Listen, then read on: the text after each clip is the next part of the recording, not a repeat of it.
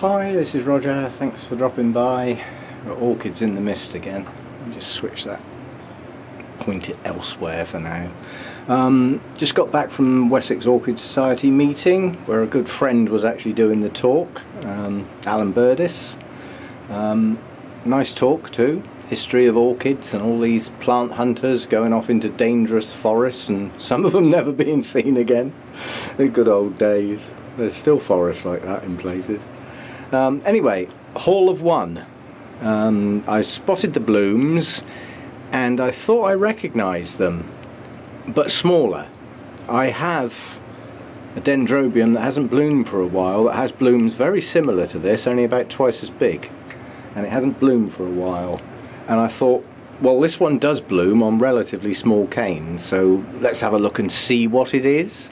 It's a primary cross. It's Infundibulum crossed with Lowii, and I've just done my homework, as good boys do, and basically this is a conflict of interests.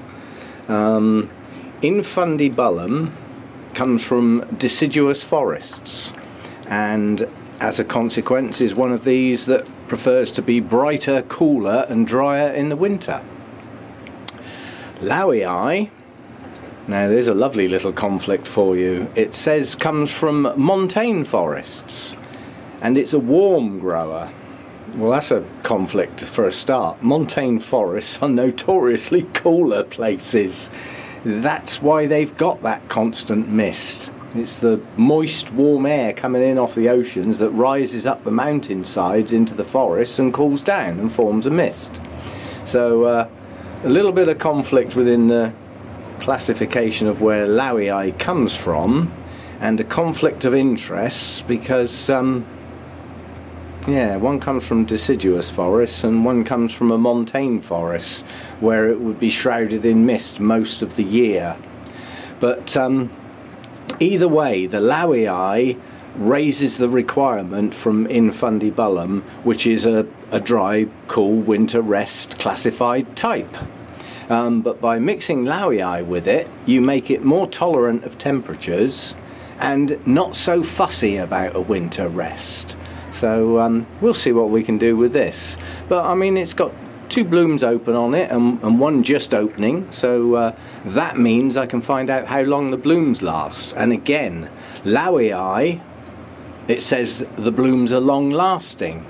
They're also bright yellow. Well, I don't know where the yellow went, but that's the only bit that's left. And quite honestly, looking at the bloom, Infundibulum is the dominant species in this cross. Lowii hasn't got so much of a look in, but what I hope it's doing is imparting its temperature tolerance and its lack of essential need for a dry winter rest.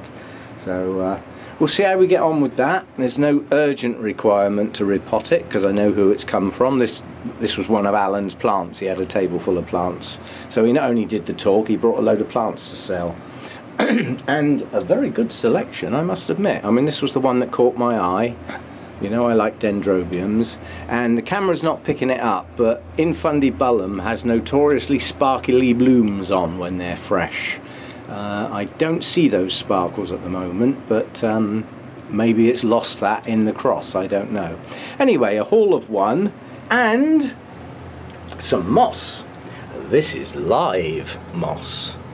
Basically, the Wessex display for the Malvern show, all the pots were dressed in moss, most of the staging, so they had an excess of live moss, shall we say, and they were trying to get rid of it, some of it, and I said, can I have a bit of that? And, oh, help yourself. So I got a bit of moss, which saved me taking a detour on the way home to get some. So I'm hydrating it at the moment because it was very dry. But I've now got enough moss there to do that one mount that I'm worried about because all of its new roots this year have gone aerial and I know it's not hydrating as well as it should be, and I wanted to wrap it in moss, which is why I bought that sawdust that you saw the other day, which is totally useless for a mount. Yeah, so I got a bit of moss as well. I still want to get some live moss from the place I have in mind and start some trays of sphagnum moss growing outside naturally. Now this stuff's got loads of bits in it that is not moss. This looks like pine needles, bits of grass. I don't think it's got any bugs in it, because they wouldn't have risked putting that all over everybody's orchids, would they, if it was full of bugs? So it's probably clean from bugs. But, you know, to use it on a mount, I can pick some nice green bits. It doesn't matter if they're all green, because sphagnum will just shoot out from older parts. You know, bits that look like they've died, they haven't. They're just brown. They will grow again. So I'm going to try that. That may be tomorrow, maybe later in the week. We'll see how we go. But yeah, I'm quite pleased with that. It's a relatively young plant, and both of its parentage are the black hair type canes. They're a separate classification of dendrobiums. I don't know whether the camera's actually picking that up, but the canes, you've got the green bit and then the bit that looks like it's got a sheath on it, and where those sheaths are, they're absolutely smothered in the tiniest of little black hairs, and they are a classification of Dendrobium. Probably due to where they come from. It might be to do with their genetic makeup, and I shall have a word with that lad when I see him, because that's bugs. I shall also deal with them promptly. I don't know what they look like. Probably aphids, actually, being that size, but nothing serious anyway, but I shall deal with that anyway. But yeah, lovely bloom, lovely deep colour in the lip, and opens quite flat. There's quite a few dendrobiums open like that and stay like that, and then there are those that, you know, flatten out, and you can see from the one round the far side, the oldest, the one that's been open longest, they do open flat. So quite pleased with that. Yeah, and a good price. Alan's plants are normally a bit expensive, but then he does grow a lot from seed, you know, so there's a lot of effort gone into producing a plant that's blooming if you've grown it from seed. You know, that's years of work and looking after them and repotting them and stuff.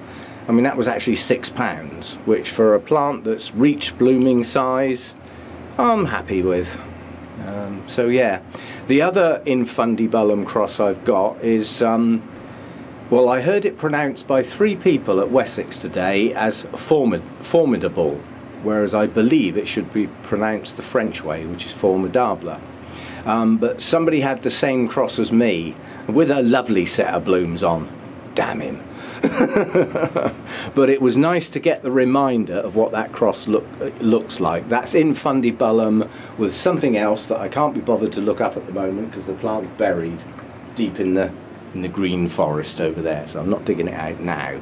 So that's 2 primary crosses I've got that start with infundibulum, and they do make nice pure white blooms.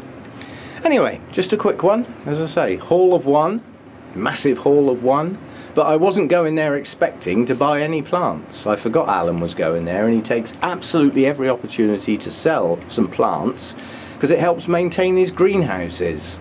You know, there's a cost to running greenhouses, you know, with heating and all that sort of stuff. So yeah, he sells on plants that he's grown from seed. He grows an awful lot of Paphiopedilums from seed.